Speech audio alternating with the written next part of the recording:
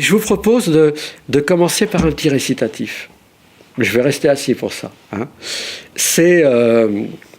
Alors les récitatifs ne concernent pas que les évangiles, peuvent concerner des textes de l'Ancien Testament, de la Première Alliance, pardon, concerner aussi des textes patristiques, et voilà. Alors, je vous le propose, c'est une petite hymne eucharistique de Saint Éphrem. Voilà. Alors, vous n'êtes pas obligé de faire les gestes avec moi, mais si vous voulez, ne vous retenez pas. Voilà.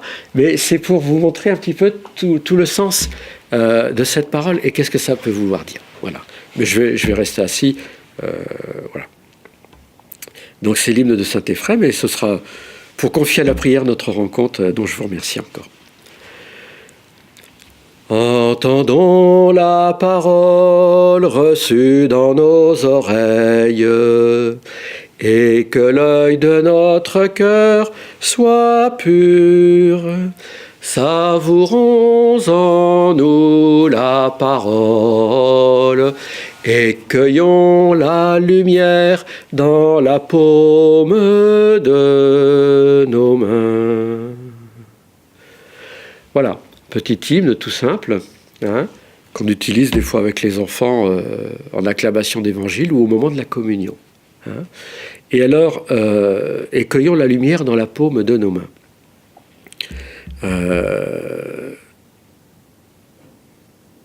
On va corriger s'il y a parmi vous des spécialistes de la pastrictique, que je ne suis pas, mais je crois que c'est Cyril de Jérusalem qui...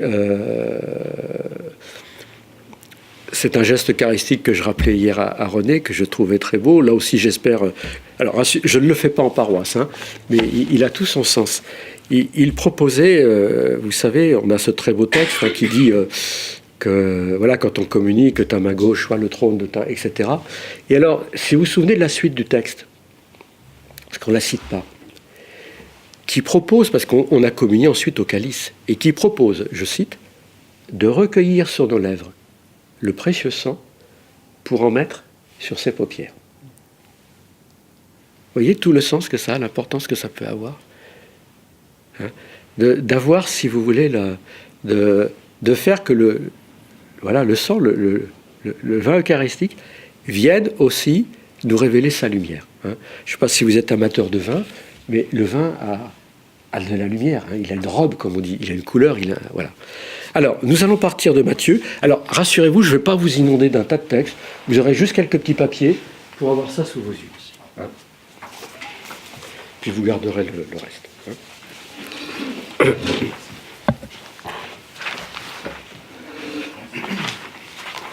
Alors en fait, ce texte, je ne vais pas en partir.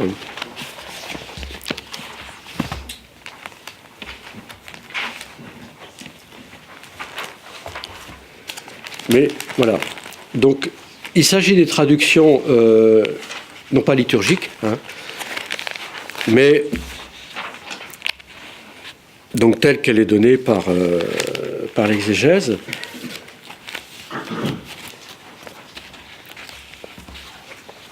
Et en fait, une des clés, si vous voulez, pour un petit peu comprendre donc la manière dont Jésus introduit avec vraiment le fort de sa tradition et en même temps l'originalité de cette prière, peut se comprendre par la clé qui nous est donnée dans quel contexte cela se passe. Je ne fais que rappeler que ce que vous savez, nous n'avons que 2 traductions ou traditions donc, du Notre Père, en Matthieu au chapitre 6 et en Luc au chapitre 11. Avec une différence fondamentale, en dehors du fait que l'une comporte 7, certains exégètes diront 6, hein, mais ce n'est pas ma spécialité, demandes, et l'autre 5. Avec aussi cette différence que chez Matthieu, il s'agit d'un enseignement de Jésus, c'est lui qui leur transmet, qui en a l'initiative, alors que chez Luc, c'est une demande des disciples, « Maître, apprends-nous à prier comme Jean le Baptiste l'a fait à ses disciples ». Et alors, il y a quelque chose d'assez passionnant. Je vais me permettre de me lever et de vous montrer une petite chose donc, qui n'est pas mon travail, mais que je trouve vraiment très intéressant et qui a été une clé pour moi.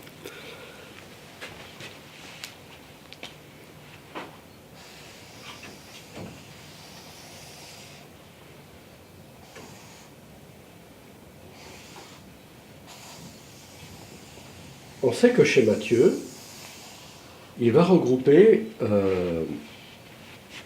l'ensemble des discours de Jésus, parce que Matthieu a construit son évangile en prenant le plan de la Torah. Donc on a une Genèse de Jésus, on a un Exode de Jésus. On va retrouver, c'est intéressant, avec on a Nombre, on a Lévitique, on a Deutéronome, Nouvelle Loi, l'envoi en mission. Et on sait que Matthieu donc a regroupé l'ensemble des discours en 3 voire 4 grandes parties. Et nous avons le premier regroupement qui se trouve dans ce que l'on appelle le Sermon sur la montagne ou la Malpanuta. Alors, la Malpanuta, c'est le mot que la Peshitta, donc la Bible, pardon, pas la Bible, la traduction araméenne donne, et qui veut dire littéralement le festin de la parole. Alors, le schéma que je vous donne est celui de Pierre Schaeffer, le jésuite, mais on va le regarder après.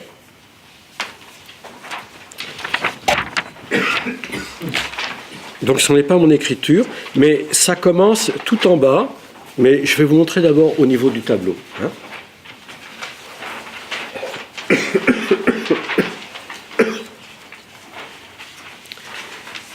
Ce sermon sur la montagne, puisqu'il s'agit du premier regroupement des discours de Jésus, il est bâti comme le porche d'entrée. Si vous voulez, on voit comment il est situé, de toute la suite de l'Évangile. Or, un porche, c'est fait avec 2 linteaux, deux montants et un linteau. Et vous avez ici tout le chapitre 5, le chapitre 7 et le chapitre 6. Et quand on prend le temps donc de s'arrêter sur l'organisation, on va voir qu'il va se trouver un ensemble de référents. Alors on connaît ici tous ces passages où Jésus va commencer par dire « Vous avez appris qu'il a été dit, et moi je vous dis ». Donc il va déjà donner une première clé de se situer lui comme étant, si vous voulez, la loi nouvelle. Et puis, ici on aura tout un ensemble de paraboles qui vont venir illustrer, et c'est assez intéressant, de quelle manière le Christ, quand il se présente comme étant la nouvelle loi, il vient nous proposer de la mettre en action. Vous vous souvenez que si ça commence par les béatitudes, qui est la clé du bonheur, ça se termine par la maison construite sur le roc, avec cette conclusion que celui qui aura entendu et fait tout cela, eh bien il aura été comme ce sage qui aura bâti sur le roc. Et l'astuce assez extraordinaire, c'est que pour qu'une porte tienne bien, il faut qu'il y ait une clé de voûte.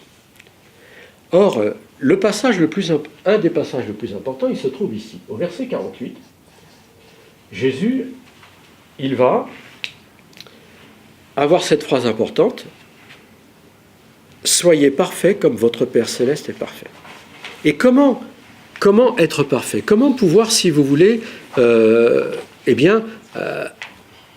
incorporer, intégrer cette dimension-là? Et alors là, je ne vais pas dévier, mais je me permets quand même de le citer, René va sourire, mais c'est tout un enjeu que développeront bien d'autres après, de naître à Dieu et de laisser Dieu naître en nous. Et c'est cela, la perfection, c'est la sainteté même de Dieu, Kadosh. Donc, comment va-t-on pouvoir réaliser cette perfection? Alors Jésus nous en donne les 3 moyens. Et ça, c'est la clé de la vie. Pour que ça tienne, il nous propose les 3 moyens: l'aumône, la prière et le jeûne. De manière à inscrire notre démarche dans une relation à autrui, dans la relation à Dieu, dans la relation à soi-même. Et je ne développerai pas, mais un petit rappel que ces 3 moyens, l'aumône, la prière et le jeûne, sont aussi les 3 instruments qui permettent de répondre aux 3 tentations. Vous savez que Jésus, ça c'est au chapitre 4 ici, de Matthieu. À la tentation de l'avoir, on va y répondre par l'aumône. À la tentation du savoir, jette-toi, la confiance par la prière. Et à la tentation du pouvoir, tu m'adoreras, par le jeûne, par l'abandon. Alors, le cœur, vous voyez, et ça c'est une des clés. Ça c'est une des clés. Le cœur du cœur de tout ce cheminement, Donc comment être parfait? Par le mot de la prière et le jeûne. Et c'est là, au cœur du cœur de ces trois clés de voûte. Hein. Toi, quand tu pries, ne sois pas comme les hypocrites qui aiment se camper dans les synagogues et les rues pour se faire honorer des hommes. Hein. Ça aussi, c'est une rythmo-catéchèse, si vous voulez, je pourrais vous le montrer. Hein. Mais quand tu pries, entre dans ta chambre et ferme ta porte. Et prie ton Père qui est là dans le cachet, et ton Père qui voit dans le cachet te le rendra dans la clarté. Alors, pourquoi la traduction cachée? Parce que vous retrouverez aussi beaucoup chez Matthieu, regardez les petites paraboles du royaume, mais il y en a plusieurs, il y en a au moins 7 ou 8, le cachet révélé. Je donne juste un petit exemple des 3 paraboles du royaume. Le trésor, où est-il? Caché dans un champ. La perle, où est-elle? Cachée dans une huître. Et les poissons, où sont-ils? Cachés dans la rivière. Et chez Matthieu, cette clé du cachet révélé, c'est tout le temps une clé. Au fond, qu'est-ce qu'il s'agit? Il s'agit rien d'autre que de, je dirais, laisser sortir le royaume qui est en nous. Laisser sortir le royaume qui est en nous, vous voyez? Ce cachet révélé. Hein. J'ajoute une toute petite chose, lecture que m'a donnée un ami qui s'appelle Nasrallah, qui est syrien, et un jour qui m'a expliqué ces 3 paraboles du royaume. Le trésor caché dans un champ, la perle de grand prix et le filet jeté à la mer. Il m'a dit, tu vois, pour nous, Syriens, on comprend la parabole de cette manière-là. Le trésor caché dans un champ, c'est la Torah. C'est dans la terre d'Israël. Les Juifs y ont puisé, et puis ils nous le partagent. La perle de grand prix, c'est la sagesse, c'est la philosophie. Quand on l'a trouvée, c'est parfait. Mais le problème d'une perle, c'est que ça ne se partage pas. Et le filet jeté dans la mer, c'est l'Église, qui, me faisait-il remarquer, ramasse de tout, les bons comme les mauvais. Ne cherche pas à faire le tri. On verra un jour, ça se fera après.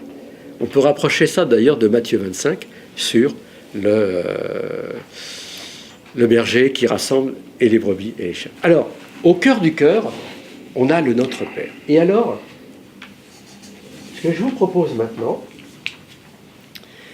c'est d'avoir sous les yeux le petit schéma. Alors, vous voyez, il est un peu particulier, il commence ici. Hein. Ici en bas. Voilà. Alors ça tourne comme ça, c'est pas une vraie porte, c'est plutôt un collier. Là aussi, vous pourrez trouver cette façon de faire chez un auteur qui a beaucoup travaillé les évangiles sous cette forme-là, qui s'appelle Jacques Perrier, qui s'appelle Les Colliers Conteurs, si ça vous dit quelque chose. J'aurais dû amener une bibliothèque, mais ça aurait été intéressant. Alors, je vous propose, parce que ça va être la clé, puis après on va prendre les 8 demandes. Hein. Vous avez ça sous les yeux, et je vous donne à entendre. Hein, donc ça va être... ouais, entendez, simplement. Je vais citer, à chaque fois que Jésus parle du Père, entre les chapitres 5, 6 et 7, avec quel article il le fait. Et là, vous allez voir, il y a quelque chose d'assez fabuleux. On commence en 5,16. Votre Père qui est dans les cieux. 5,45. Être fils de votre Père dans les cieux. 5,48. Soyez parfaits comme votre Père du ciel est parfait. 6,1. Votre Père dans les cieux. 6,4. Et ton Père qui voit dans le secret. Alors là, on commence à rentrer à l'aumône, la prière et le jeûne. 6,6. Et ton Père qui voit dans le secret. 6,6, une deuxième fois. 6,8. Votre Père sait de quoi. 6,9, le début de la prière. Notre Père qui est dans les cieux. 6,14. Votre Père du ciel. 6,15. Votre Père non plus ne vous pardonnera pas si vous ne pardonnez pas aux autres. 6,18. Ton Père qui est dans le secret. Et ton Père qui voit dans le secret, ça c'est la fin du jeûne. 6,26. Votre Père du ciel les nourrit. Parabole des oiseaux, vous savez, hein, du ciel et des fleurs des champs. 6,32. Car votre Père sait de quoi vous avez besoin. 7,11. Recherchez le royaume et sa justice, et votre Père vous donnera en plus cela. Et 7,21. La volonté de mon Père dans les cieux. Qu'est-ce qu'on constate? On va constater ceci. c'est qu'on est dans toute une dynamique où Jésus va proposer à ses disciples de passer du vôtre. Et là, on est encore dans le contexte, si vous voulez, je vais le dire tout à l'heure en introduction, dans le Notre Père, Jésus n'utilise aucun des 8 noms hébreux de Dieu qui se trouvent dans la première alliance. Il n'utilise aucun des noms non plus que la tradition juive, le Talmud, utilisera. Aucun. Il va utiliser simplement ce nom-là, original, Père. Hein? Donc, on est encore dans une dynamique, j'ai envie de dire, un petit peu mosaïque. C'est votre Père. Et puis, on va aller vers une interpellation beaucoup plus forte et plus grande du disciple, ton Père. Et ça va culminer dans l'introduction de la prière, notre Père qui est dans les cieux. On va retrouver l'expression en votre, et on va conclure en mon. Alors, permettez-moi de vous partager un petit peu cette réflexion. Le passage que nous propose le Sermon sur la montagne, du Père de Moïse au Père de tous, pour arriver au Père de chacun, au Père du cœur, à Dieu qui va naître en celui qui l'accueille. Voyez la clé là? Enfin, on a là une clé de cette prière du Notre Père. On a quelque chose d'assez étonnant. Hein? Alors c'est pour ça que, par exemple, le rabbin Haddad, que j'ai cité tout à l'heure, il dit, mais cette prière, elle s'adresse pas plus aux juifs qu'aux chrétiens, pas plus aux savants qu'aux sages, elle s'adresse à tous. Et lui, il va un petit peu plus loin. Il dit à la limite, excusez-moi, mais c'est une prière qu'on pourrait proposer à tout le monde. Je vais un peu pousser son propos, hein, mais l'exagération est peut-être permise. C'est la prière de tous les hommes, c'est même une prière qui n'est pas seulement religieuse, c'est une prière laïque, c'est une prière de l'homme. Voyez? Et voyez le passage que ça nous fait faire. Hein? Je le redis, passer du Dieu de Moïse, mais avec une interpellation très personnelle, au Père de tous, mais pour arriver à ce que chacun puisse dire, mais celui-ci est mon Père. Voilà. On a là déjà une clé de ce que va être, si vous voulez, l'explication un petit peu de l'originalité et de l'enracinement de cette prière. Ça va? Alors, je vais faire un petit intermède. Et puis, je vous proposais de vous montrer en rythmo-catéchèse l'aumône, la prière et le jeûne. C'est ce qu'on fait avec les enfants. Hein. Alors, quand on le fait en paroisse, vous savez que c'est le texte du mercredi des cendres. Et alors, c'est dommage, c'est que la traduction liturgique, mais là encore, je ne vous répéterai pas à mon évêque, hein, je trouve dommage que la traduction liturgique a enlevé le Notre Père de la proclamation de l'Évangile. Hein. Vous regarderez dans le texte du mercredi des cendres, on ne le dit pas dans l'Évangile. C'est un petit peu dommage, vous voyez, à cause de cela. Vous voyez le contexte dans lequel c'est donné. Bon, c'est tout, on va respecter. Hein. Donc moi, je ne vous donnerai que l'aumône de la prière et le jeûne. Hein. Voilà, j'explique pas trop les choses. Bon, puis ça vous permettra de faire une petite pause. Et puis ensuite, on va aller, si vous voulez, dans chacune des 8 demandes. Mais si vous êtes fatigué, vous me dites, hein, s'il faut faire une pause, René, il faut me le dire. Hein. Voilà. Bon, vous pouvez rester assis, vous pouvez le faire avec moi, c'est ceux qui veulent. Mais je vous montre. Allez, je ne vais pas vous obliger. Hein. Alors, je vous fais la toute petite introduction qu'on fait aussi avec les enfants pour bien expliquer que ce n'est pas la parole de la personne, c'est celle de Jésus. Hein. Mais personne n'avait jamais vu de récitatif de sa vie? Si, vous connaissez, hein, Daniel. Au Québec, il y en a beaucoup. Oui. L'association de récitatif biblique. Et bien voilà. Alors, vous allez peut-être le retrouver, vous le connaissez celui-là? Moi, je ne suis pas membre, donc j'en ai vu quelques-uns. Bon. Je connais le principe, mais peut-être pas celui-là. Voilà. Jésus nous parle et nous dit, gardez-vous de faire vos œuvres de justice en présence des hommes, pour leur en jeter plein la vue. Sinon, vous n'aurez pas de salaire de la part de votre Père des cieux. Donc quand tu fais l'aumône, ne claironne pas devant toi, comme le font les hypocrites dans les synagogues et les rues, pour se montrer aux hommes. En vérité, je vous dis à vous, ils ont touché leur salaire. Toi, quand tu fais l'aumône, que ne sache ta gauche ce que fait ta droite.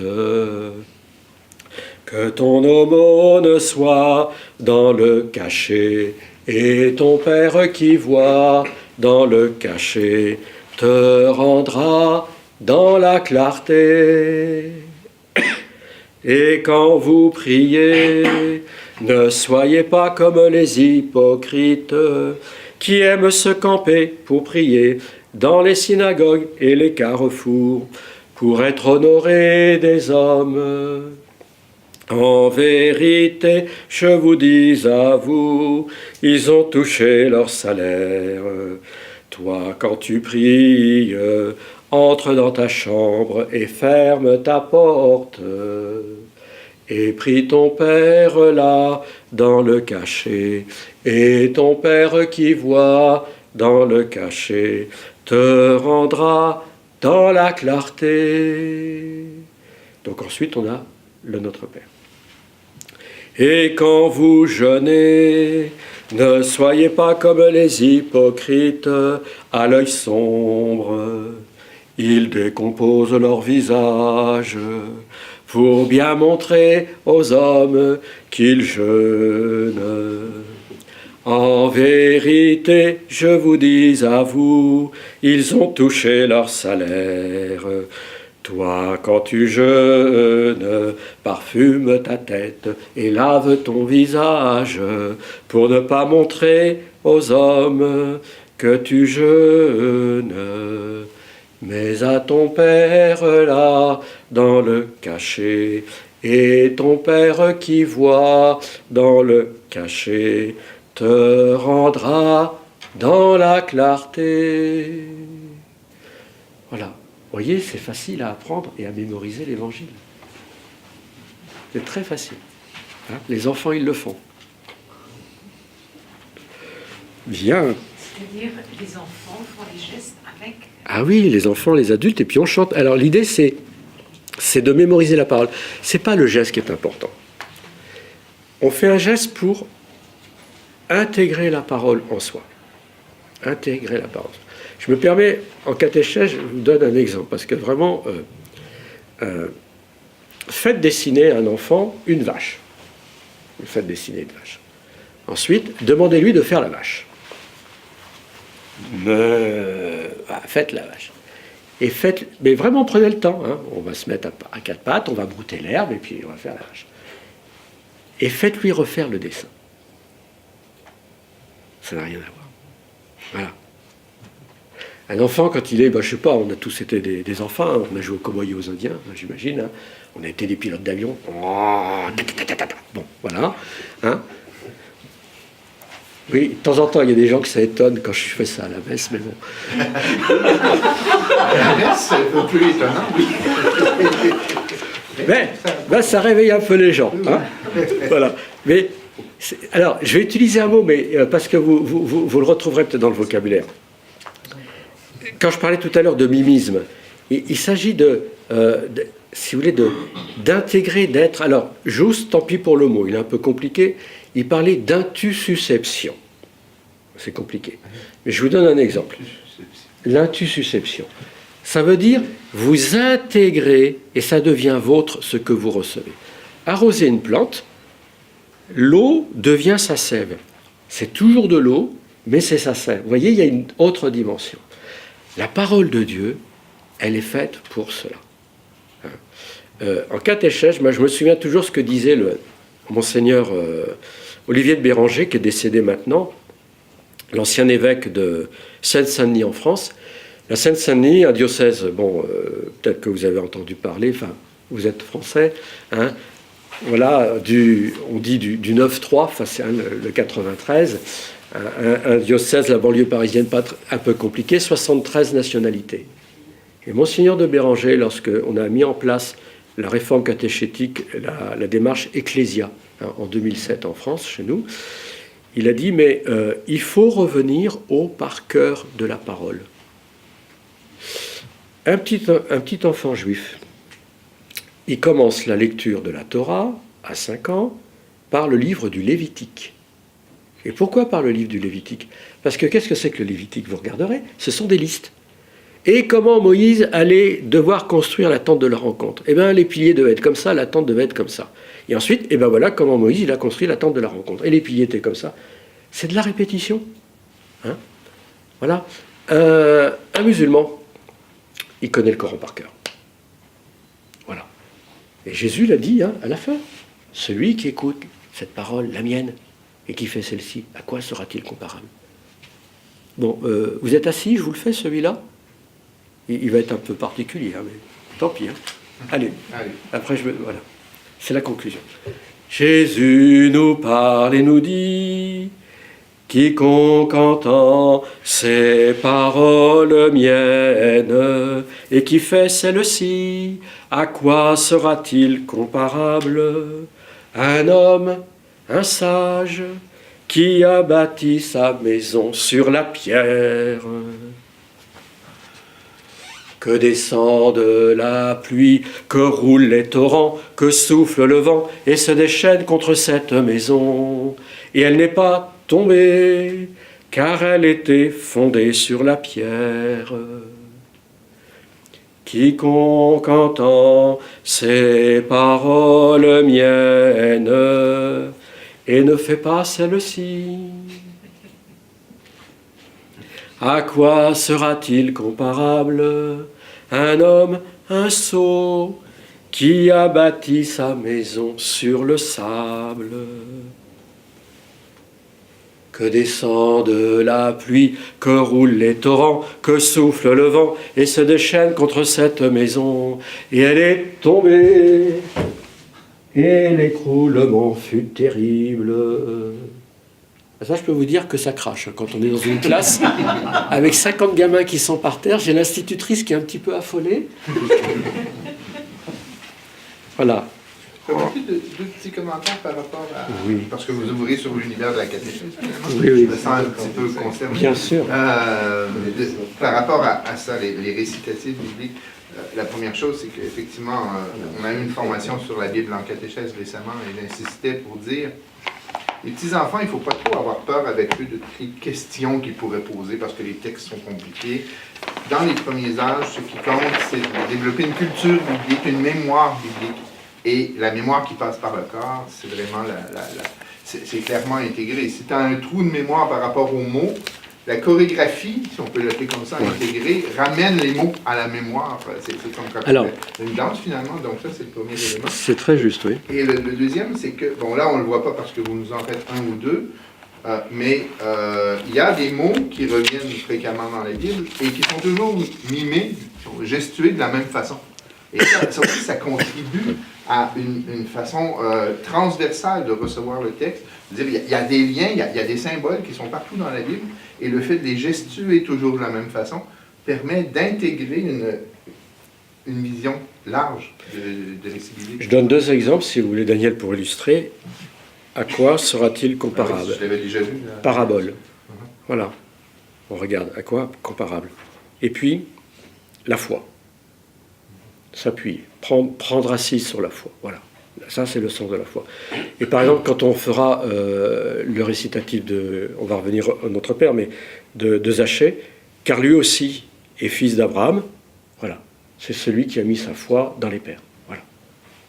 Et alors, de fait, je parlais d'enfants, mais on a des personnes handicapées ou des adultes. Encore une fois, c'est pas le geste, hein, c'est pas un mime, c'est pas grave si on fait pas les choses tout à fait bien. L'idée, c'est que ça permet, si vous voulez, de garder la mémoire de la parole. La mémoire de la parole. Vous voyez, Pierre Schaeffer, qui m'a transmis tout cela, il s'est retrouvé il y a des années à avoir perdu la vue. Ça a duré 2 ans. Et le fait d'avoir en lui tous ces évangiles, il s'est récité ces évangiles. Et ça a été une source de prière extraordinaire. Bon, bien sûr, il ne faut pas en arriver là. Ce que je vous propose maintenant, c'est de prendre un peu une par une ces demandes du Notre Père. Hein.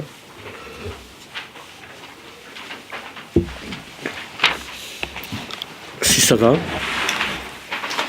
Merci. Mais écoutez, c'est moins pire qu'hier. Hein. Et j'espère que je n'ai pas dérangé mes voisins cette nuit.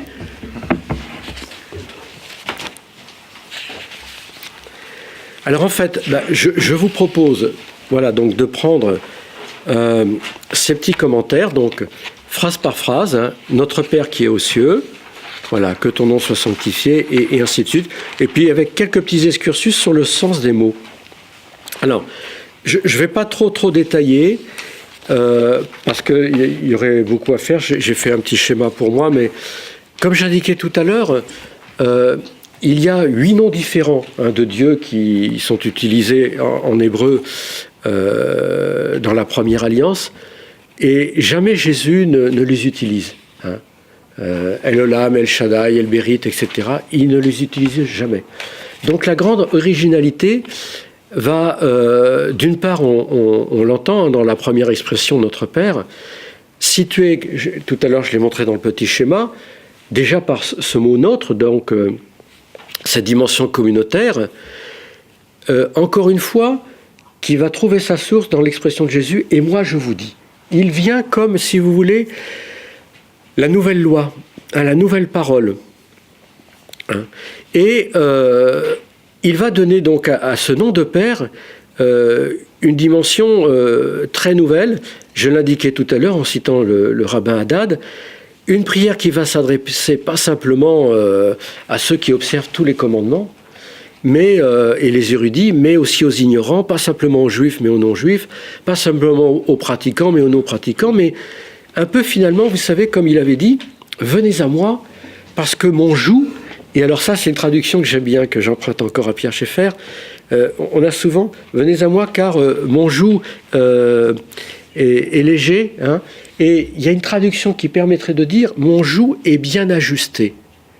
Parce que si vous connaissez, oui, vous savez ce qu'est un joug, par définition, un joug n'est pas léger. Il ne peut pas l'être. Dans la mesure où il faut qu'on y accroche très fermement le timon, qu'on y fixe très fermement les deux bêtes, afin qu'au bout du timon, le soc il puisse produire tout son effet. Donc il ne s'agit pas tant d'une légèreté que d'un ajustement. Et ça, j'aime beaucoup parce que vous savez que bibliquement, on traduit plutôt le mot justice par justesse, être ajusté aux besoins de chacun. Hein. Et ça aussi, si c'est une chose qui peut nous aider à offrir le visage d'un Dieu juste, ça veut dire ajusté à chacun, hein, comme un père aime tous ses enfants, et chacun selon sa possibilité. Ça, c'est important.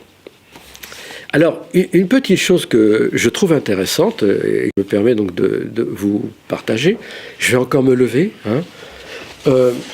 Jésus, donc, va commencer par nous donner le nom de Dieu. Donc, voilà. Notre Père qui est aux cieux. Avec les deux premières lettres hébraïques, hein, l'Aleph et Beth, donc, qui sont des... Comme en grec d'ailleurs, c'est assez intéressant, alpha et bêta, hein, et qui sont, si vous voulez, donc les deux premières lettres dans laquelle se rencontre la paternité, et qui vient dire il est le pouvoir créateur.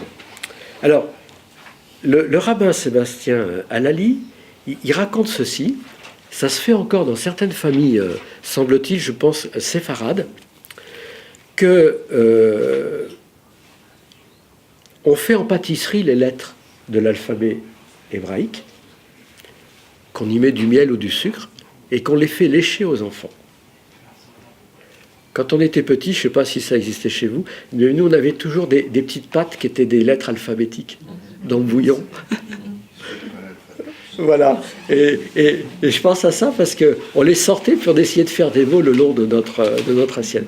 Et alors, il y a cette tradition, hein, qui est de dire, ben voilà, on va goûter la parole de Dieu. Alors, je vous fais cette petite citation que je trouve très intéressante.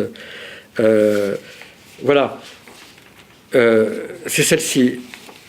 Le père nous apprend à lire et la mère nous apprend à parler. Voilà, ça c'est une petite tradition juive. Alors, parce que je vais rapprocher les deux mots de père et de mère. Hein, puisque la maman, Ima, hein, la mère en hébreu, ça va être deux autres lettres. C'est toujours le Aleph. Hein, voilà. Et puis le même, donc, qui est la 13e lettre de l'alphabet. Et alors, il y a quelque chose d'assez joli, si vous voulez, c'est... parce que derrière, il y a la question de la maternité de Dieu. Alors, je ne vais pas creuser trop ça, mais il y a des choses fort intéressantes. Hein. Donc, le père nous apprend, comme je viens de le citer, donc, à lire, et la mère nous apprend à parler. C'est-à-dire comment, vous savez, l'alphabet hébreu comporte 22 lettres. Hein. Et après, il y a des lettres qu'on appelle terminales. Hein. Il y en a quelques-unes qui sont redoublées, comme voilà, le même, et puis l'autre, le tav. Voilà.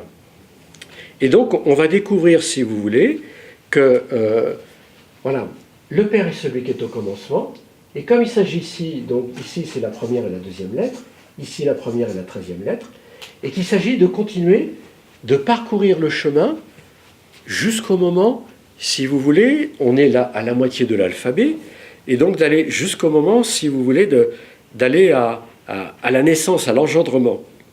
Alors, ce qui est très joli, c'est qu'on va retrouver ces expressions-là dans les autres mots qui sont celui du fils et de la fille. J'espère que je ne suis pas trop compliqué. Si je le suis, vous m'arrêtez. Hein. Le fils, donc, vous savez, c'est Ben. Hein, c'est la lettre, donc, Bet et puis Noun. Hein, voilà. Et puis, donc, c'est la deuxième lettre. Ah, il emprunte au père.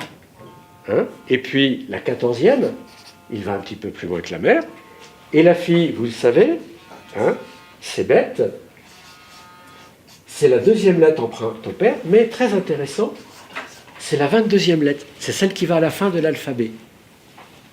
Alors, comment on peut traduire cela ? Et ça a une petite importance dans notre lecture, si vous voulez, de l'introduction de notre Père. Hein ? Le Fils s'arrête à la lettre médiane parce que l'homme n'est qu'à la moitié du chemin. C'est-à-dire, l'homme sans la femme, l'homme sans la part féminine, n'est qu'une moitié d'humanité. Je rappelle, et je ne vais pas aller plus loin que ça, mais que c'est une des raisons de la circoncision. Hein ? C'est d'enlever à l'homme une part de sa chair pour qu'il retrouve la part entière de sa chair dans l'épouse, dans l'autre. C'est pas sans intérêt, hein, tout cela, vous voyez. Et donc la fille, elle va pousser jusqu'à la dernière lettre parce que c'est la femme qui va venir porter l'enfant. Hein. Donc, vous voyez que de la première des lettres de Aleph jusqu'à Tav, on va accomplir toute l'histoire familiale. Hein. Et donc, et qu'est-ce qu'on va faire ? On va s'inscrire d'une paternité-maternité à une fraternité-sororité. Il s'agit... Qu'est-ce qui se passe dans la Bible ? Ben, Caïn tue Abel. Jacob va jalouser Ésaü. Hein, Isaac et Ismaël vont être aussi en opposition. Eh bien, la proposition de redécouvrir, si vous voulez, de nommer Dieu comme Père, c'est pour dépasser toutes ces oppositions qui existent dans la dimension humaine. Ça va ? C'est pas trop compliqué ? Bon, je ne vais pas plus loin que cela pour ça, mais c'est pour vous donner d'abord du goût. Hein. Juste une petite chose quand même. Vous savez que dans le nom d'Adam, hein, on a donc la première lettre, celle toujours de l'engendrement, hein, de la paternité du père, le Dalet qui est la 4e lettre, et en hébreu qui veut dire aussi la porte à franchir, et on retrouve le même qui est celui de la mère. Vous voyez ? Donc en Adam, alors ça c'est les explications que donnent assez facilement les rabbins, par exemple, du récit de la Genèse. Ce n'est pas la femme qui est pécheresse, hein, c'est pas Ève. Hein, c'est cette part, hein, en l'humanité. Hein, mais ce n'est pas elle. Hein. Mais vous voyez, ce qui est intéressant, c'est que dans le nom d'Adam déjà, il y a déjà donc le nom de la femme, le nom de la mère.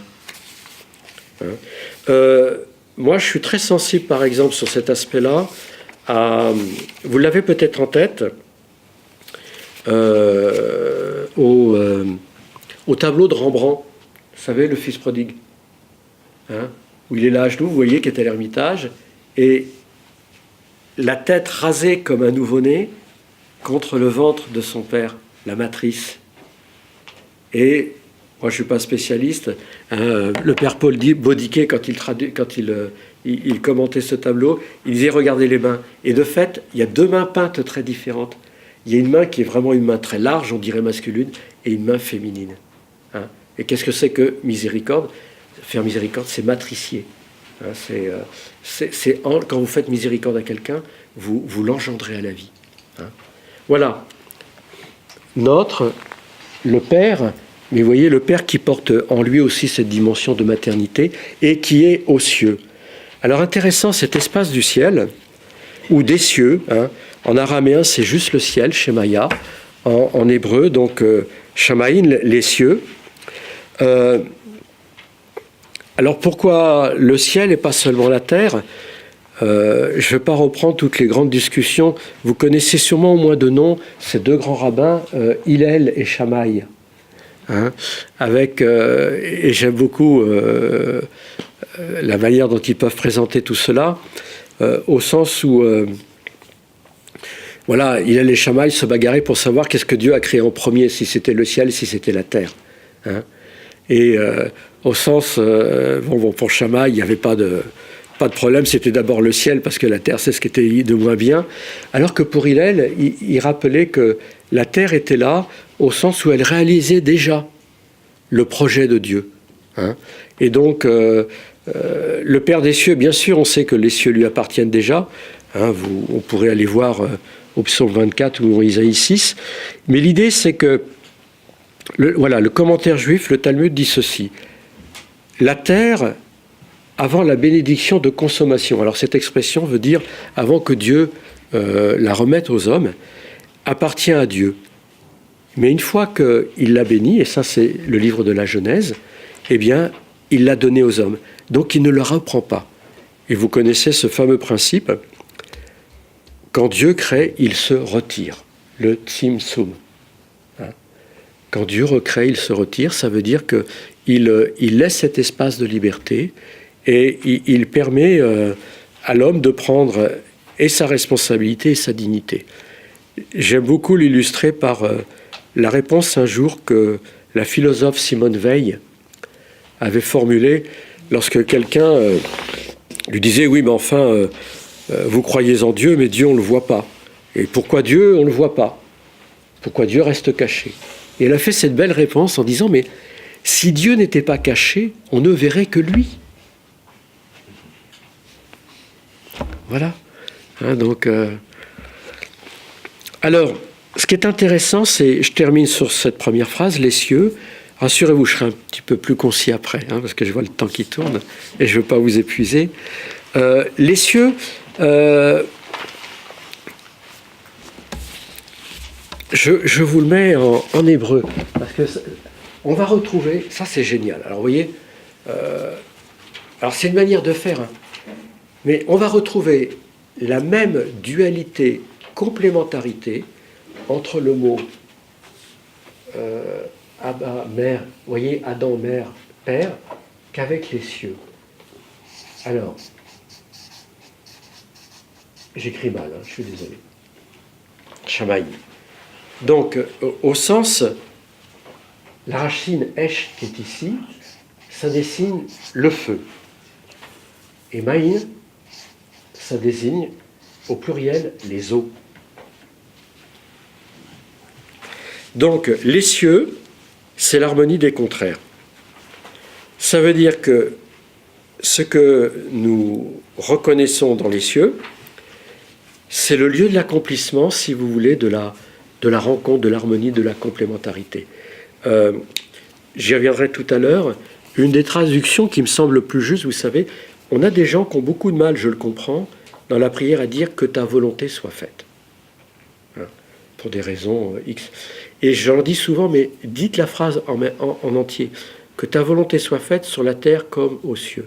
Et alors, avec cette traduction particulière, qui n'est pas de moi, je crois qu'un des premiers à l'avoir utilisé, je me demande si ce n'est pas Clément Marot, un protestant du début, que ta volonté soit faite sur la terre telle qu'elle est déjà réalisée au ciel. Voilà. Et donc, vous voyez, notre Père des cieux va déjà réaliser cette dimension où des contraires, le feu et l'eau, vont se retrouver en harmonie. On a une réminiscence avec ce passage que, le loup et l'agneau seront ensemble, Caïn et Abel réconciliés, etc. Voilà, sur la deuxième demande, donc que ton nom soit sanctifié, donc j'entre déjà dans le propos. Voilà, ce qui est intéressant, c'est il n'existe pas en hébreu de subjonctif. Enfin, là, Daniel pourrait parler, mais... donc, il y a seulement, vous savez, 2 temps qui sont celui de l'accompli et de l'inaccompli, mais on pourrait entendre cette expression au sens, mais certes, ton nom sera sanctifié. C'est une espérance, finalement, qui est déjà toute une certitude. Et ce qui est intéressant, c'est que... est-ce que Dieu a besoin, par exemple, d'être sanctifié? Alors, comment Jésus, qui nous propose donc cette expression, elle peut être, si vous voulez, reçue quand un rabbin, par exemple, rencontre cette parole-là. Alors, ce qui est intéressant, c'est ça pourrait être compris de la manière suivante. C'est fais-toi reconnaître à tous tel que tu es. La sanctification, si vous voulez, dans cette expression, on va l'accrocher au 7e jour de la création, au Shabbat, quand Dieu, finalement, le 7e jour, cesse son activité et se retire. Alors vous remarquerez que Dieu lui-même respecte le Shabbat. Oui. Puisqu'à le 7e jour, il arrête son travail et il se retire. Il le respecte lui-même. On dit aussi souvent que lorsque la manne vient au désert, et vous savez qu'il y avait une double ration donc au vendredi, c'était pour que Dieu, de la même manière, il puisse respecter ce qu'il avait demandé donc à Moïse et à son peuple. Donc, cette sanctification donc, du nom que Jésus nous propose dans la prière, c'est de ne pas, on peut aussi le mettre en parallèle avec ce petit passage de Genèse au chapitre 4, de ne pas utiliser le nom de Dieu à faux. C'est-à-dire de ne pas invoquer le nom de Dieu, de ne pas le profaner finalement. Ça se trouve être un des 10 commandements. Et le Christ nous propose, quand nous disons que ton nom soit sanctifié, de laisser à Dieu, si vous voulez, cette place première qui le fait reconnaître comme étant celui qui est le présent, mais qui sera, si vous voulez,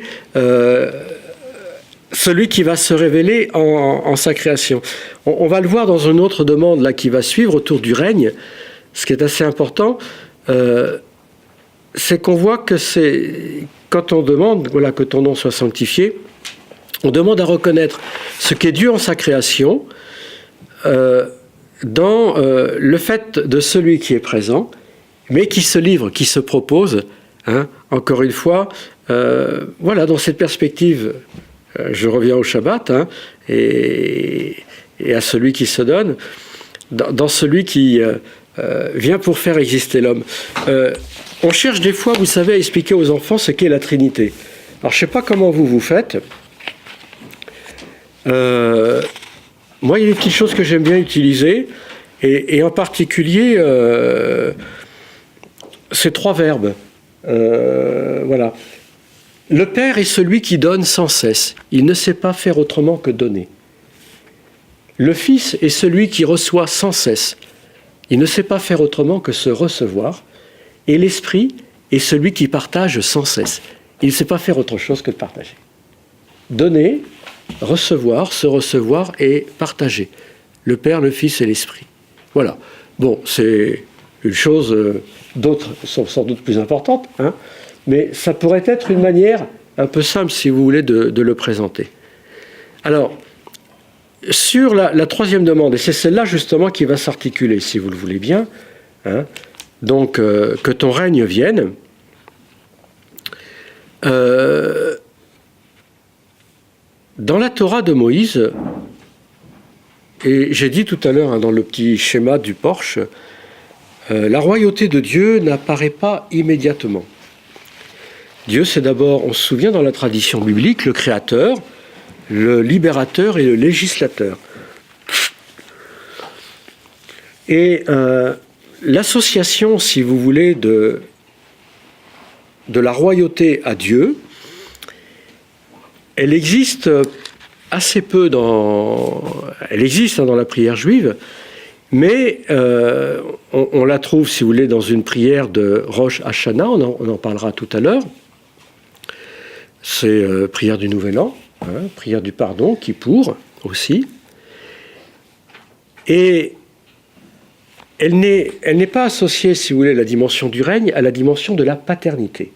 Alors, c'est peut-être sur ce point que je vais rester et insister, c'est que la dimension nouvelle que va introduire Jésus dans cette troisième demande, c'est faire, si vous voulez, que la royauté de Dieu, elle n'est plus attachée, comme j'ai dit tout à l'heure, simplement à cette fonction du créateur, du libérateur, du législateur. Donc, on sent à celui qui a la puissance, finalement, d'engendrement. Elle est attachée essentiellement à cette dimension de paternité. Je vais vous lire un petit extrait d'une prière qui va nous aider à le comprendre. Donc, Rosh Hashanah, hein, donc, du Nouvel An. Si tu nous considères comme des enfants, pardonne-nous comme un père pardonne à ses enfants.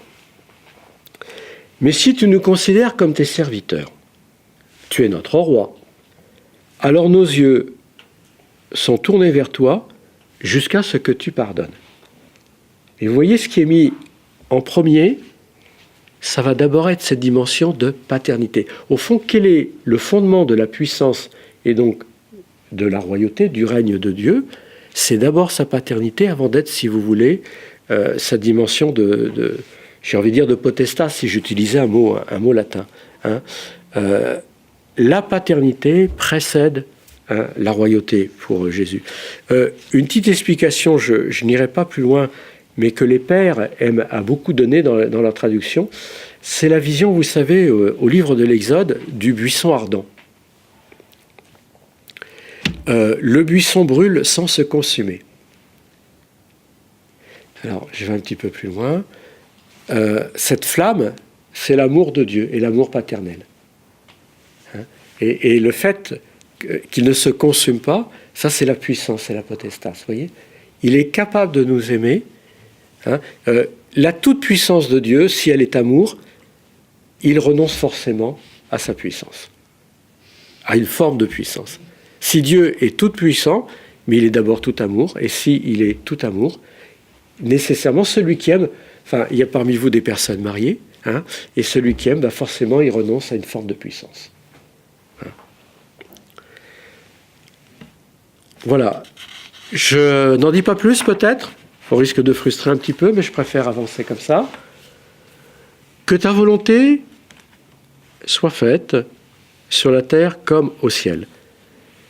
C'est très intéressant dans cette demande, le passage du ciel à la terre, hein, où Dieu reste donc maître de l'histoire, et la question de savoir, mais donc quelle est la volonté de Dieu, et le ciel est-il modèle de la terre, et qu'est-ce qu'il en est donc dans la tradition juive?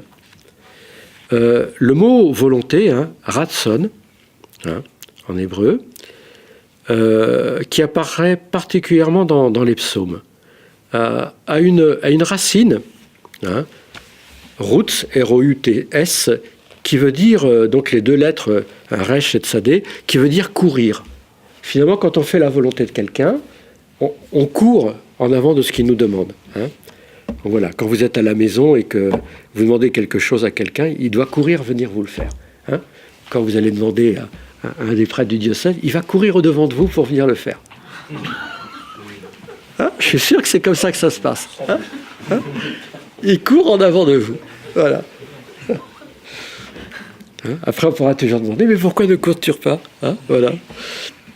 Mais je trouve très beau donc cette dimension, vous voyez, quand Jésus, que ta volonté soit faite sur la terre comme au ciel.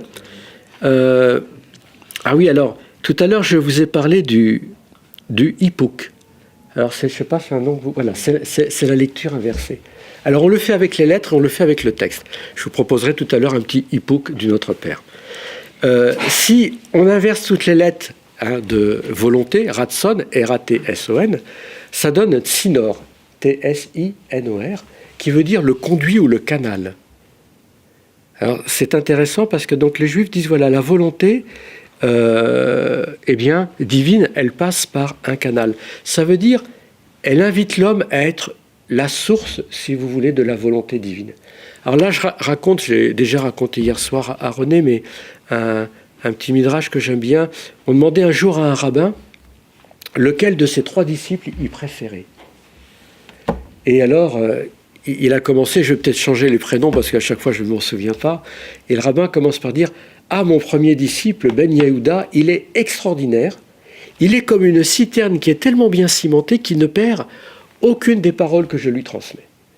C'est vraiment un trésor de fidélité. » Mais le deuxième, il lui est encore plus grand, il le surpasse, parce que lui, Josué, il est comme un canal. Tout ce que je lui dis, il sait le transmettre et l'éparpiller à gauche et à droite. Mais celui que je préfère, c'est quand même Ben Simon, parce que lui, c'est une source jaillissante. Voilà. Vous voyez, au sens où la transmission, voilà, qu'est-ce qu'elle doit être? Un conservatoire ou l'occasion de susciter en quelqu'un une source nouvelle. Donc quand Jésus, et comment dans la tradition juive on peut comprendre cette dimension de la volonté, on voit, si vous voulez, que il s'agit que l'homme devienne, je reprends cette expression, il est libre, finalement, il est libre avec l'aide de Dieu, mais l'homme devienne le canal de la volonté de Dieu. Faire sa volonté. Alors là aussi, une petite prière de Hillel que j'aime beaucoup. Elle est très très courte. Hillel, donc vous savez, c'est 30 ans donc avant Jésus avec Shammai, et qui demandait aussi qu'est-ce que c'était de faire la volonté. Alors je pense que Jésus a dû connaître cette prière-là. Alors c'est pour ça que j'aime bien les rapprocher. Et voilà sa prière. Quand il expliquait la volonté de Dieu. Alors je vais faire un geste pour que vous compreniez. Fais de sa volonté ta volonté, afin qu'il fasse de ta volonté comme sa volonté. Vous voyez, je le redis. Fais de sa volonté ta volonté, afin qu'il fasse de ta volonté sa volonté. Alors, le mot volonté n'est pas à confondre avec un autre mot hébreu qu'on pourrait reprendre, mais je ne vais pas développer, qui est le mot désir. Désir. Et fait. Parce que la volonté de l'homme part du cœur. Le désir, on trouve ça au livre de Jérémie, part des reins, c'est un peu la passion, c'est ce qui nous enflamme. Et là, Jésus, vous voyez, il nous invite à nous inscrire dans la dimension qui va nous faire le plus vivre. Je continue? Allez, on va comme ça. Alors, donne-nous aujourd'hui notre pain de ce jour. Je ne discuterai pas sur le sens de la demande du pain. Je pense que vous aurez quelqu'un d'autre qui pourra y intervenir. Mais vous savez, la question, à partir du texte grec du Notre Père, Epiosos, pain du jour ou pain substantiel, c'est pas mon propos, et je suis pas du tout spécialiste dans le domaine. Mais j'aime beaucoup l'érem, le pain. Il y a un petit midrash là-dessus qui est assez sympa, qu'on emprunte à Lévitique au chapitre 3. Ce mot qui désigne le pain, dans d'autres livres, par exemple, je citais Lévitique 3, au verset 11, vous verrez, il désigne aussi la viande. C'est assez intéressant. Au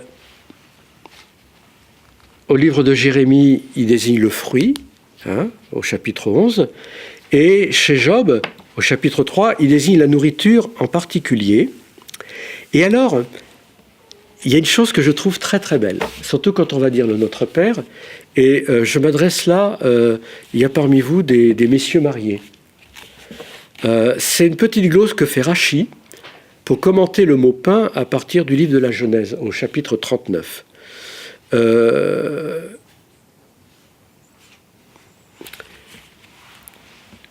Donc Rachi, c'est un grand commentateur qui vivait à Troyes, à peu près c'est l'an 1000. Vous savez que quand la manne tombait, je fais ce petit détour parce que je crois intéressant, quand la manne tombait pour le peuple au désert, ils ont mangé de la manne pendant 40 jours. Hein. Au moins comme ça les dames ne se disaient pas qu'est-ce que je leur fais ce soir à manger. Hein. Mais de la manne matin, midi et soir. Et la manne, alors, il y a des passages qui nous disent ça avait le goût d'un gâteau au miel, etc. Le Talmud dit la manne a le goût de ce que vous aimez. Donc, on pouvait avoir le goût, y compris d'une nourriture qui n'était pas cachère, puisque c'était ce que vous aimiez, et vous ne transgressez pas à ce moment-là la loi. Alors, pourquoi je fais ce parallèle-là? Parce que je vous ai dit que le mot lérem, il n'a pas forcément que le sens du mot pain, viande, fruits et nourriture. Et Rachi, quand il fait sa glose, il dit que quand on demande au Seigneur le pain de ce jour, c'est-à-dire, c'est ce qui fait vivre. Et qu'est-ce qui fait vivre l'homme? Si ce n'est sa femme. Et que l'on pourrait, voilà son interprétation, on pourrait dans la prière dire que quand on demande le pain à Dieu, eh bien, on lui demande aussi ce qui va donner le goût le meilleur de sa vie. Donne-moi une bonne épouse. Donne-moi une bonne épouse. Et je vous cite un petit passage de Proverbes au chapitre 18, verset 22. Celui qui a trouvé la femme a trouvé le bonheur. Voilà. Qu'est-ce qui donne du goût à la vie? Et je pensais à cela quand nous disons le Notre Père. Donne-nous notre pain de ce jour. Eh bien, qu'on demandait finalement à Dieu bien plus. Alors, vous voyez, je ne suis pas dans le contexte du pain du jour, pain consubstantiel, ce n'est pas mon propos. Hein. Encore une fois, je n'ai pas cette compétence, mais quand on dit « donne-moi le pain de ce jour », on va bien au-delà, vous comprenez, que cette question simplement, c'est « donne-moi tout ce qui va me faire vivre ». Tout ce qui va me faire vivre et qui va porter finalement le sens de ta présence et de ce goût-là. Hein.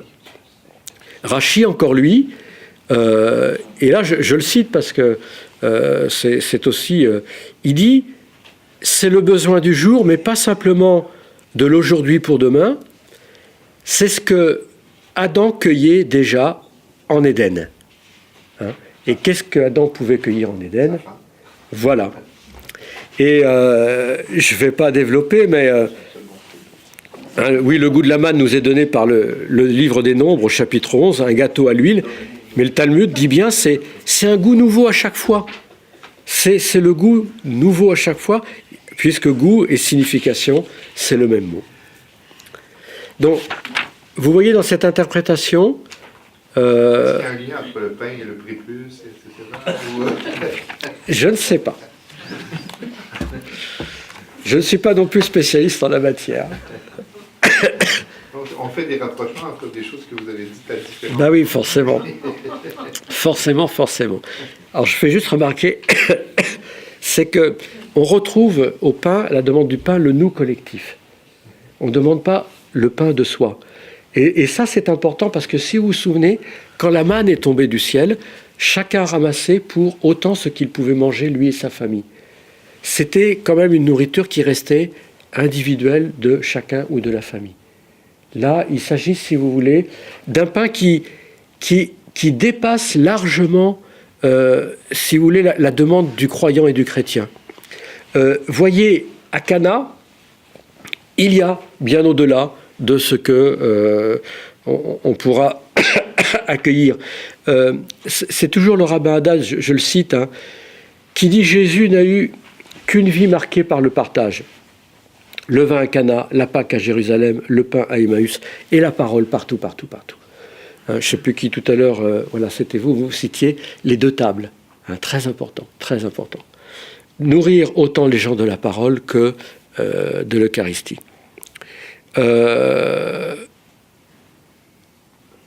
Si je peux me permettre, une chose qui est belle aussi, c'est un geste. On ne le fera pas tout à l'heure à table, mais la table en hébreu se dit shulchan. Et ça veut dire le lieu du jet. Alors pourquoi? Quand on est à table et entre gens bien polissés, pouvez-vous me passer le pain? Et on nous passe la corbeille et chacun se sert. Alors nous devrions, dans la tradition, dans des familles encore juives, ça se fait, on devrait prendre le pain et le jeter sur la table, le balancer. Quand je suis avec des scouts qui sont encore un peu facétieux et que je leur demande le pain, il y a toujours un garçon pour me répondre avec ou sans élan. Je lui dis non, sans. Eh bien, la table est le lieu du jet. Alors pourquoi on jette le pain sur la table? Pour se souvenir qu'il ne nous appartient pas, mais qu'il nous a été donné du ciel. Et il est tombé du ciel pour nous. Il est tombé. Vous voyez? Donc, je ne sais pas si on le fera tout à l'heure à table, on devrait prendre la corbeille et la balancer sur la table. Et la balancer sur la table. Et oui, je trouve qu'il y a quelque chose de très très beau à cela. Le pain ne nous appartient pas, on le reçoit.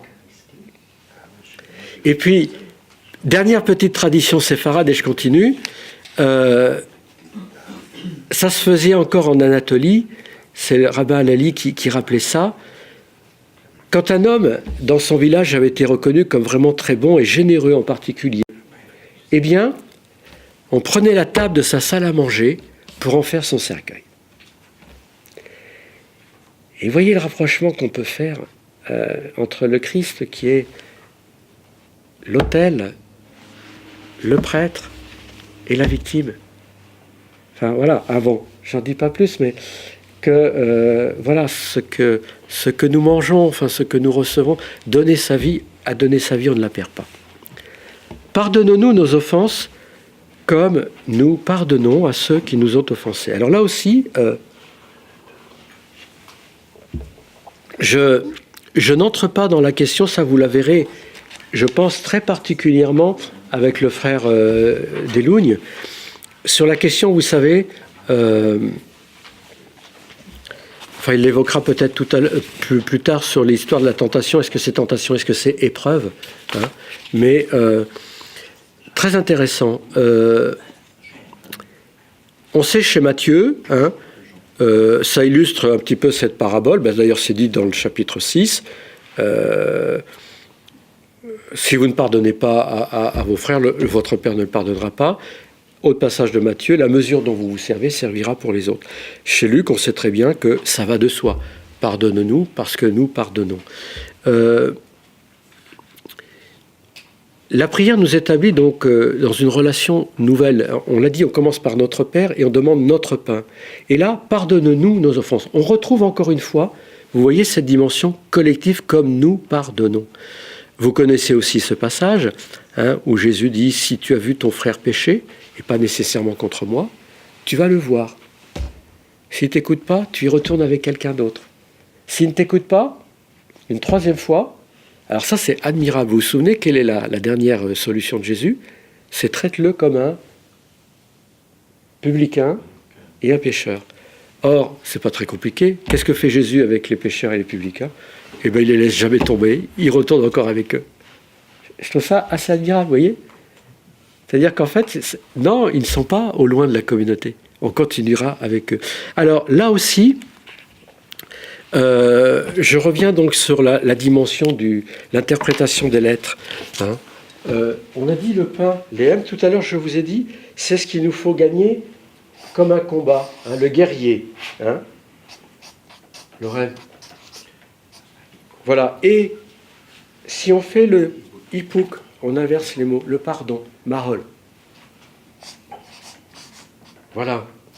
Comment pouvoir demander le pain, ce qui nous fait vivre, sans donner ce qui va faire vivre, le don en plus.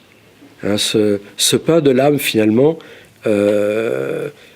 comment pouvoir demander que nous soyons remis de nos dettes sans libérer celui qui nous doit.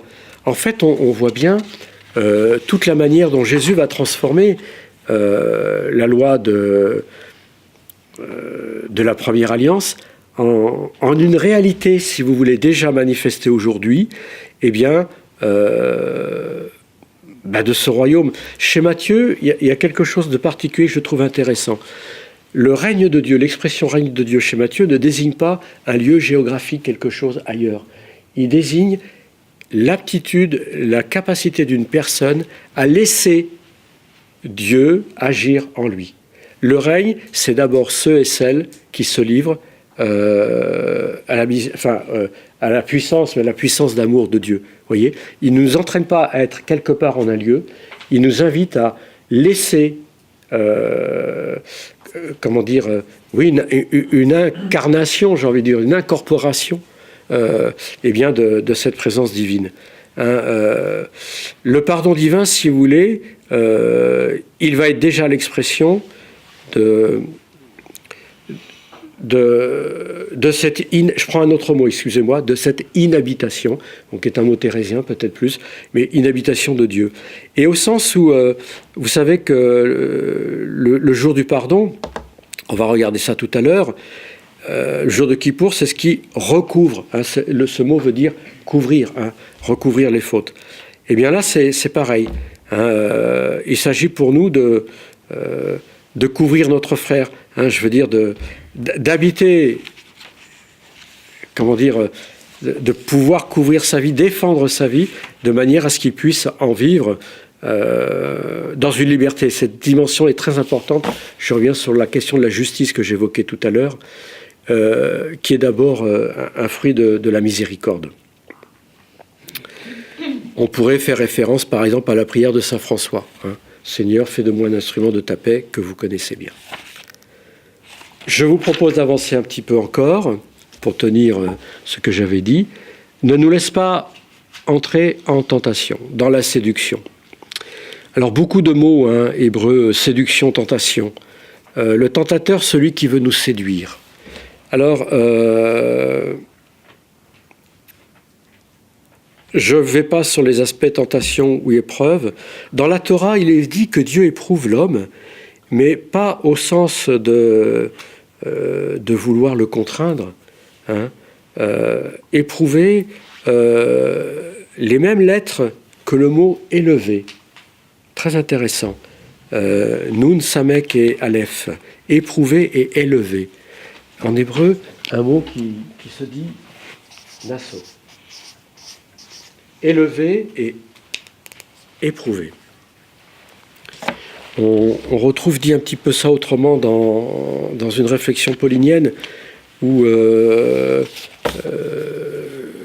l'apôtre il disait, alors je vais une traduction très libre bien sûr, un petit peu interprétative, mais que c'est dans l'épreuve que l'on peut apporter la preuve. Voilà, dans les lettres de captivité, on trouvera cette dimension très intéressante. Au sens où, si vous voulez, quand Jésus dit, voilà, ne nous laisse pas entrer en tentation, il invite à retrouver la dimension... tout à l'heure, je vous ai dit qu'accomplir la volonté, c'est courir au-devant de Dieu. Pensons à ce peuple hébreu. Il y a une référence, bien sûr, à l'Exode, où il nous est proposé, on le dirait comme ça, libre traduction que je vous livre encore de Pierre Schaeffer. « Et fais, Seigneur, que nous ne soyons pas comme nos pères, qui au désert t'ont demandé un signe, et t'ont mis, toi aussi, Dieu, à l'épreuve. » Et vous savez que c'est à partir de ce moment-là, un Massa et Mériba, un Massat en hébreu, incité. C'est-à-dire vouloir demander à Dieu, et on retrouve les tentations de Jésus au désert, eh bien, qu'il nous donne un signe finalement de sa présence. Ce que je voudrais souligner là, c'est que voilà, la tentation est toujours, on le sait, nous met dans une perspective de chute. L'épreuve, j'ai dit, c'est le mot, veut dire aussi élevé, nous appelle à une élévation, à dépasser. Regardez Abraham, au chapitre 22 de la Genèse, quand il a été mis donc à l'épreuve avec son fils Isaac, et bien il a dépassé, il a élevé. Et vous savez que les Juifs, ne parlent pas du sacrifice d'Isaac, du sacrifice d'Abraham, mais parlent du lien de ce qui nous relie à Isaac, par Isaac. Voilà, fait que nous n'entrions pas donc en tentation. J'avance. mais délivre-nous du mal, petit m du mal, grand M, du malin, hein, en latin malinus, ce qui engendre le mal, donc l'origine de l'offense et de la tentation. Alors assez intéressant, en hébreu, les deux lettres resh et aleph, donc la racine ra, et qui ne va apparaître que dans le livre de la Genèse, il n'y a que du bien. Il n'y a que du bien. Hein. Et Dieu vit que c'était bien. Et même, on arrive, la traduction un petit peu libre disait, et à la création de l'homme, et que c'était super bien, c'était un super bon. Hein. Voilà. Et puis, très bien, donc, Tov Meod. Et cette racine du mal, on va le trouver dans la description de l'arbre de la connaissance du bien et du mal. Voilà. Hein. Tov Vara. Alors, c'est intéressant, ça, parce que ça veut dire qu'il y a, dans l'expression de ce nom, pourquoi il y a cet interdit sur l'arbre? Là, je vous donne petit commentaire aussi du Talmud. Cet arbre serait la seule chose, le reliquat, l'antériorité de la mise en ordre de toute la création. C'est tout ce qui resterait. Et c'est pourquoi cet arbre est interdit, parce que distinguer pour l'homme ce qui est bien et ce qui est mal, c'est prendre donc la place de Dieu qui a tout ordonné. Donc de tous les arbres tu mangeras, mais sauf de celui-là. Et donc délivre-nous du mal, ça veut dire, on voit bien comment Dieu dans la création est sorti, si vous voulez, de la confusion. On a distingué. Et il s'agit de, dans notre vie même, de pouvoir, et on retrouve par exemple cela la prière de Salomon, de pouvoir distinguer le bien du mal. Je voudrais dire cela parce que j'ai plus le mot en tête, mais quand on parle du cœur de l'homme, en hébreu, c'est un pluriel. C'est systématiquement un pluriel pour dire que l'homme, il a deux cœurs. C'est-à-dire qu'il y a un cœur avec un penchant bon et un penchant mauvais. Et qu'en fait, il s'agit de vivre dans l'équilibre des deux. Alors, pourquoi je fais ce rapprochement-là? Parce que dans l'arbre de la connaissance du bien et du mal, on a le bien, Tov, et puis Vara, Tov, Vara, on a la racine Ra, on a aussi le mal. Tout est tissé. Et il s'agit de bien distinguer. Il s'agit en fait de faire la part des choses. D'arriver à faire la part des choses.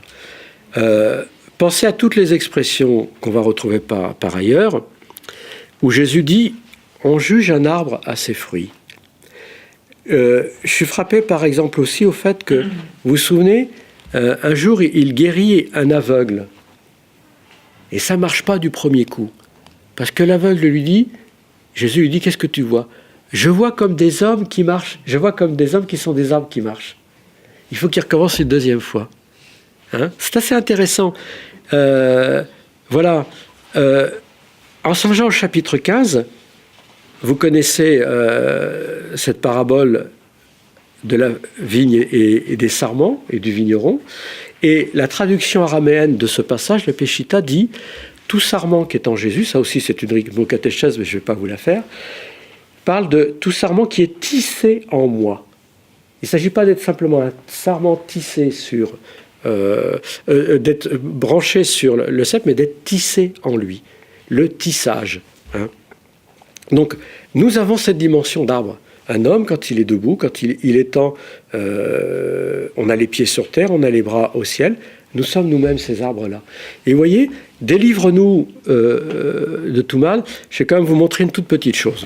Excusez-moi, parce que ça aidera à comprendre.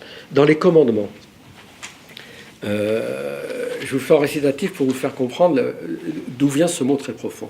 Donc, on trouve plusieurs traductions, mais ceci. Hein. C'est Jésus qui parle, donc.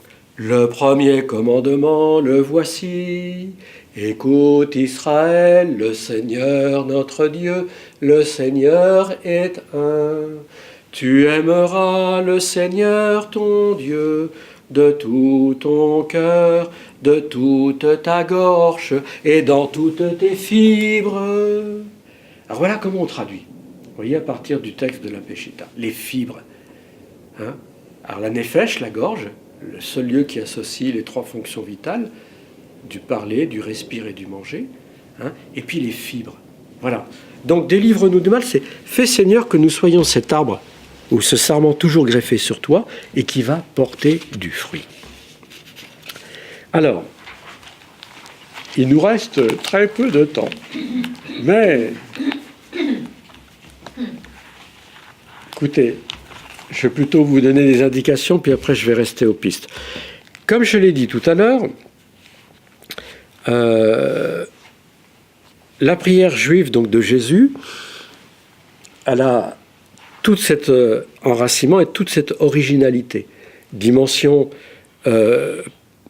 différente par exemple de la prière synagogale où il faut être le minyan, 10 hommes, c'est une prière qui peut être faite toute seule.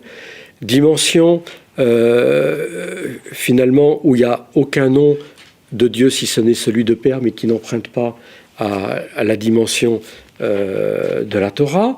Dimension aussi qui met en avant cette paternité de Dieu. Et regardez aussi comment, c'est une remarque ça, qui avait été faite aussi par des catéchistes, on a, j'ai envie de dire, dans cette prière, ce ciel qui descend sur la terre. Alors que le naturel de l'homme dans la prière, c'est de partir de la terre pour essayer d'aller au ciel. On a quelque chose de tout neuf.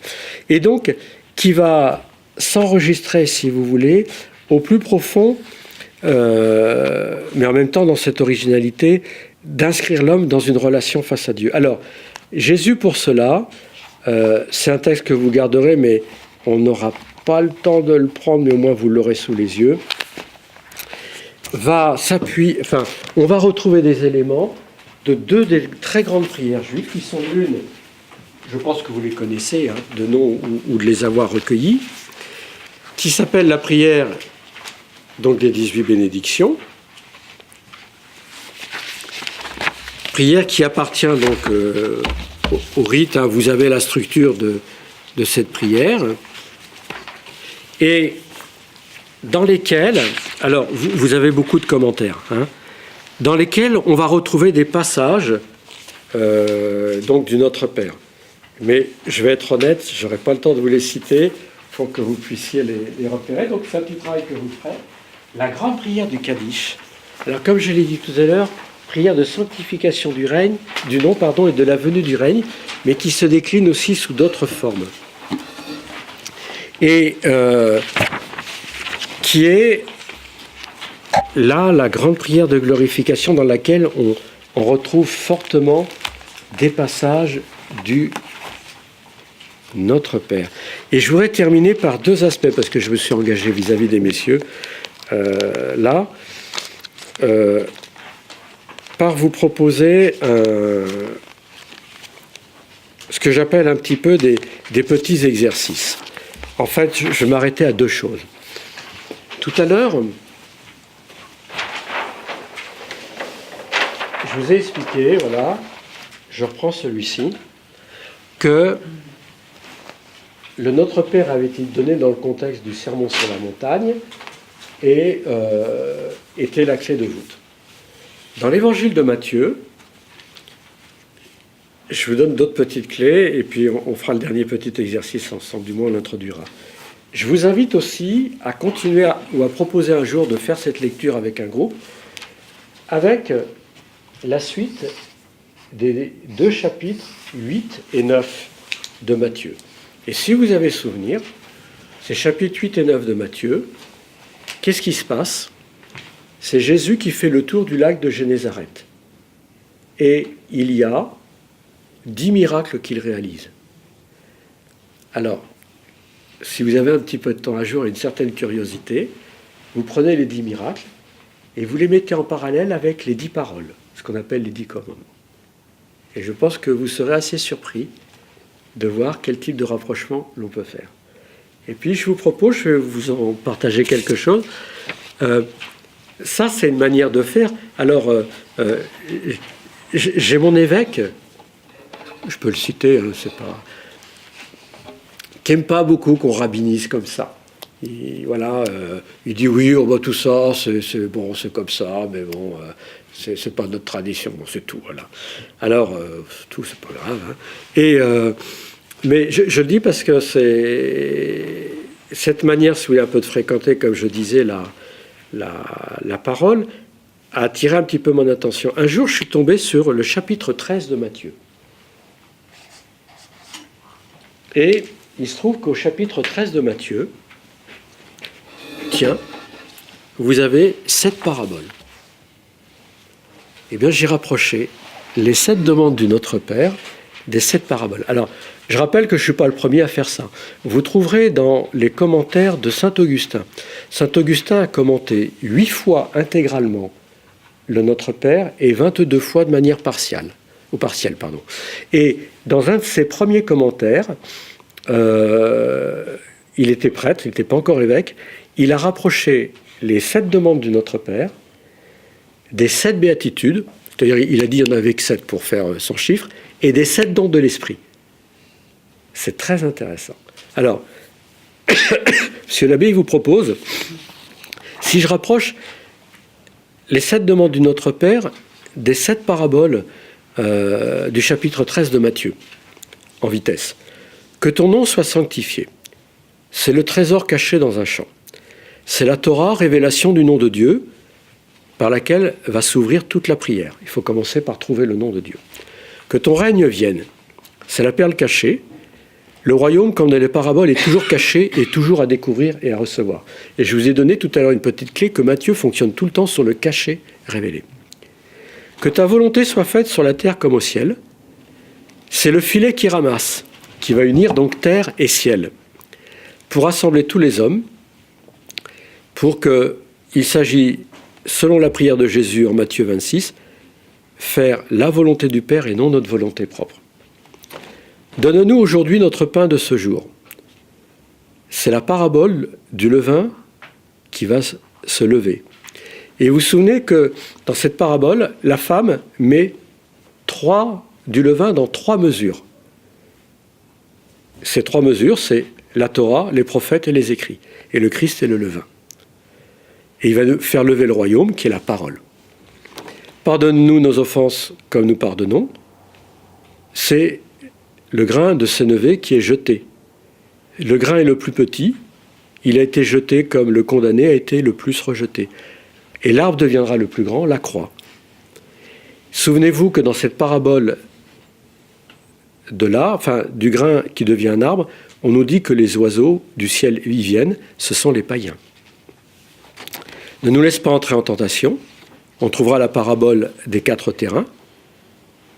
3 terrains moins bons, l'homme pressé, l'homme encombré, l'homme superficiel, et un bon terrain. Enfin, délivre-nous du mal, la parabole de l'ivraie, c'est-à-dire qui intervient pendant le sommeil. Fais, Seigneur, qu'on ne s'assoupisse pas, qu'on ne s'affaiblisse pas. Et l'ennemi qui est désigné, c'est le Satan, celui qui divise. Et là aussi, quand le tri se fera, qui nous appartenons, au semeur ou bien à l'ennemi. Voilà.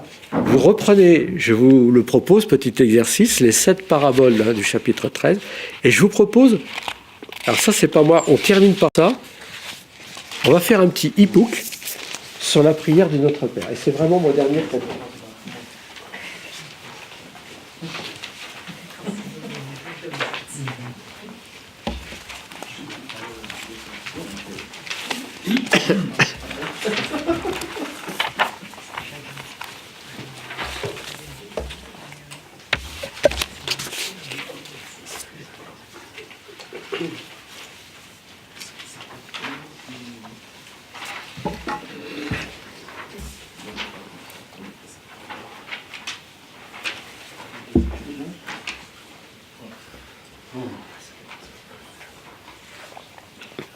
Alors, c'est une proposition qu'a fait un évêque en France, retraité, en disant, mais essayons de découvrir le Notre Père en le priant à l'envers. Amen, mais délivre-nous du mal. Alors, excusez-moi, il y a l'ancienne traduction. Bon, ne nous laisse pas entrer en tentation. Pardonne-nous nos offenses comme nous pardonnons. aussi à ceux qui nous ont offensés. Donne-nous aujourd'hui notre pain de ce jour. Que ta volonté soit faite sur la terre comme au ciel, que ton règne vienne, que ton nom soit sanctifié. Toi qui es aux cieux, notre Père. Alors voilà le petit commentaire qu'il en propose et qu'on pourrait, par exemple, nous-mêmes enrichir et continuer. Commencez par l'acte de foi. Commencez par Amen. On ne sait pas, on ne connaît pas tout, mais nous croyons et nous faisons confiance. On ne pourra rien si tu ne nous délivres pas du mal, parce que nous sommes faibles et notre péché est grand. Mais il ne s'agit pas que tu nous délivres simplement pour maintenant, mais aussi pour demain et pour toujours. Alors ne nous laisse pas entrer en tentation, parce que nous avons besoin de toi qui nous accompagne. Mais tu ne peux nous délivrer de ce mal si nous-mêmes nous n'agissons pas de la même manière vis-à-vis des autres. Alors comme tu nous pardonnes nos offenses, donne-nous de pardonner aussi à ceux qui nous ont offensés. Alors à ce moment-là, réconciliés, nous pourrons partager le pain et la table où tu veux rassembler tous les hommes. Et je fais une petite glose. J'aime à rajouter que notre ancien évêque auxiliaire, Monseigneur Boyu, disait toujours « Mais vous savez, quand on sera au ciel, on sera à côté de la personne qu'on aura le moins aimée sur la terre. » C'est très évident, puisqu'à ce moment-là, tout se passera bien. Mais c'est très, on sera heureux comme ça. Mais c'est très évident, puisque tout sera réconcilié. Après, vous voyez qui vous désignez ou s'il y aura assez de place. Alors à ce moment-là, alors à ce moment-là, effectivement, ta volonté, nous la vivrons déjà ici sur la terre telle qu'elle est au ciel. Alors à ce moment-là, bien sûr, ton règne sera là. Alors, nous pourrons sanctifier ton nom. Parce que toi qui es aux cieux, tu seras notre Père. Donc, des cieux, tu seras venu vers nous. Cette manière de faire, je voudrais juste attirer votre attention pour terminer, en commençant par l'amen, par l'acte de foi, voyez, qui nous conduit à reconnaître que Dieu est Père, c'est le chemin qu'on a fait. Le vôtre, le Dieu de tous, mais seulement de Moïse, pour que, passant par notre collectif, mais communautaire, ecclésial, fraternel, je puisse nommer Dieu comme mon Père. Et je vous fais remarquer une toute petite chose, quand on prend le décalogue, le dernier des 10 commandements, c'est... tu peux aussi le chanter, mais le tout dernier, c'est sur la convoitise. La convoitise. Tu ne convoiteras pas. Et là aussi, si on commence par lire les 10 commandements par la convoitise est la source de tout ce qui est au-dessus. Si je convoite, j'ai envie l'adultère, de prendre le nom à faux, l'adultère, le vol, le meurtre, etc. Ça aussi, c'est une manière un petit peu que font les rabbins de relire les 10 commandements en commençant par la fin. Voyez ? Et donc, commencer par l'acte de foi et découvrir que le Père, il est là dans nos cieux, dans nos cœurs. C'est un lapsus.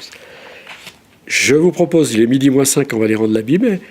On termine peut-être en disant ensemble cette prière, tout simplement. Puis je vous remercie et de votre indulgence, et de votre attention, et puis de votre présence. Voilà. On va confier cette journée qui continue pour vous. Je cherche pas trop. Avec quelle version? Oui, on va prendre notre Père dans la nouvelle pour la 6e formulation. Vous l'avez mise en œuvre ou pas ici? Alors on peut garder celle que vous avez. On va garder celle que vous avez par solidarité.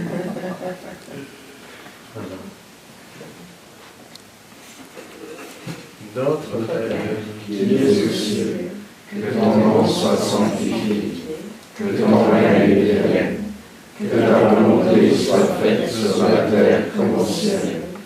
Donne-nous aujourd'hui notre pain de ce jour. Pardonne-nous nos offenses, comme nous pardonnons aussi à ceux qui nous ont offensés.